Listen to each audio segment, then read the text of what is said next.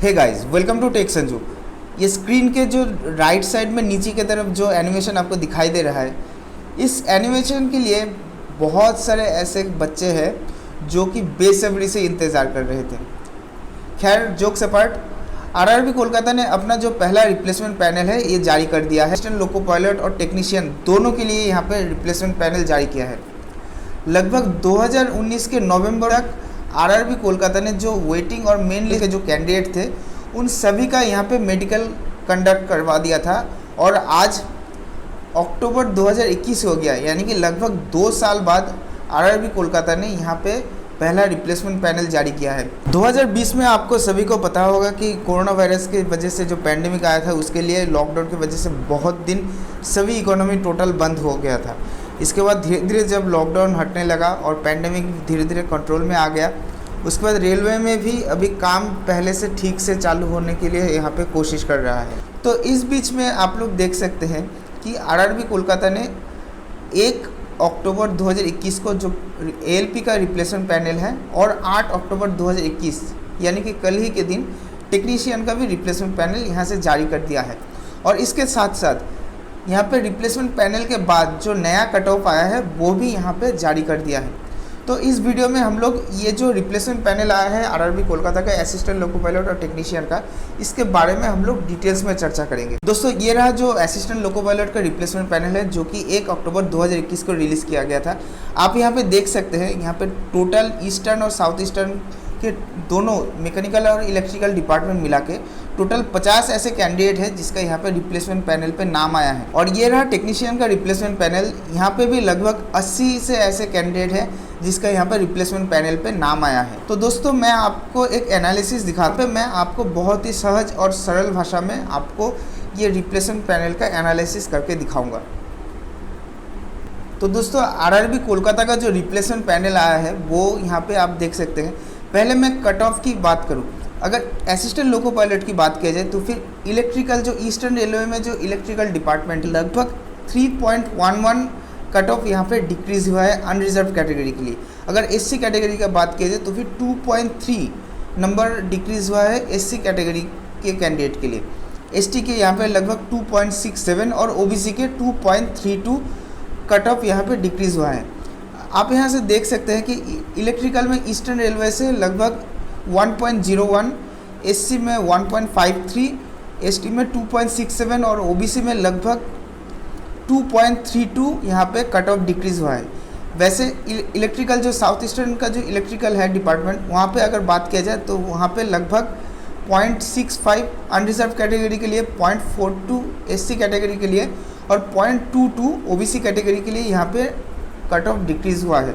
और mechanical eastern railway का जो मैकेनिकल डिपार्टमेंट है वहाँ पे लगभग 2.5 अनरिजर्व कैटेगरी और 2.3 एससी कैटेगरी और ओबीसी कैटेगरी के लिए 0.11 यहाँ पे कट ऑफ डिक्रीज़ हुआ है। दोस्तों, यहाँ पे अगर ईस्टर्न रेलवे में टोटल डिमांड कितना हुआ है इसके बात किया जाए तो फिर ईस्टर्न रेलवे में इलेक्ट्रिकल डिपार्टमेंट से टोटल डिमांड हुआ है 18 और मैकेनिकल से टोटल डिमांड हुआ था 7। और यहाँ पे आप देख सकते हैं कि टोटल 25 डिमांड हुआ था और यहाँ पे पैनल भी टोटल 25 ही आया था।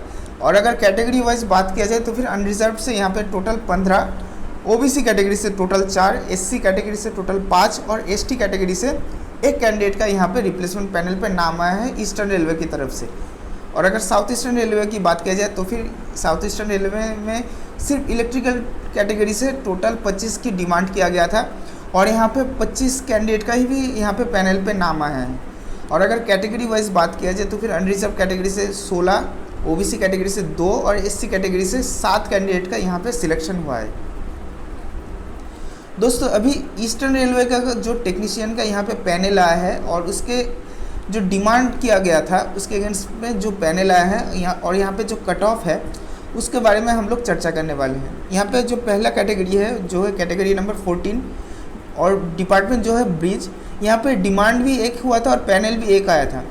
और आप यहाँ पे देख सकते हैं कि यहाँ पे लास्ट जो मेन लिस्ट का कट ऑफ गया था वो है 52 और जो कट ऑफ डिक्रीज़ हुआ है अभी के जो कट ऑफ हुआ है वो है 36.22। दूसरा जो कैटेगरी है 25 कैरेज एंड वैगन, यहाँ पे डिमांड 7 और पैनल भी यहाँ पे 7 का ही आया है।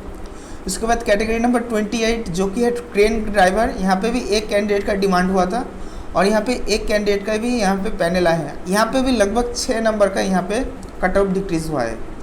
इसके बाद कैटेगरी नंबर 31 जो कि है डीजल इलेक्ट्रिकल, यहाँ पे भी 2 कैंडिडेट का डिमांड किया था ईस्टर्न रेलवे से और यहाँ पे 2 कैंडिडेट का ही यहाँ पे पैनल दिया गया है।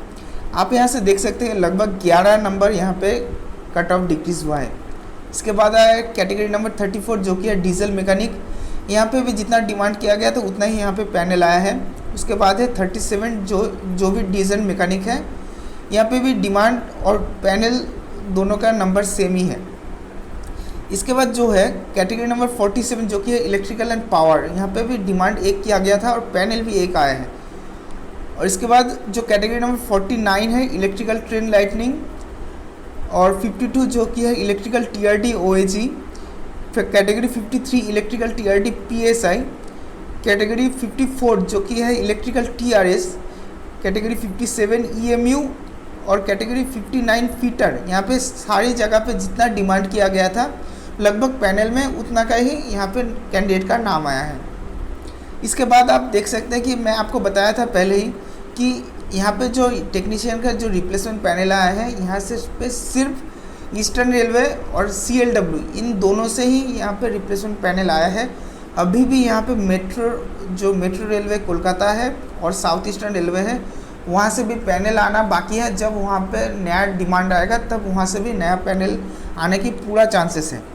अगर कैटेगरी नंबर 60 की बात किया जाए तो फिर यहाँ पे फीटर CLW में 2 कैंडिडेट का यहाँ पे पैनल आया है और आप देख सकते हैं यहाँ पे कट ऑफ कितना डिक्रीज़ हुआ है CLW पे भी। लगभग फीटर में CLW में 68 लास्ट कट ऑफ गया था जो अभी घट के हुआ है 51.54, यानी कि लगभग 17 नंबर यहाँ पे कट ऑफ डिक्रीज़ हुआ है। उसके बाद देख सकते हैं कैटेगरी नंबर 63 जो भी फीटर का है CLW का है, वहाँ पे भी कट ऑफ बहुत ही डिक्रीज़ हुआ था।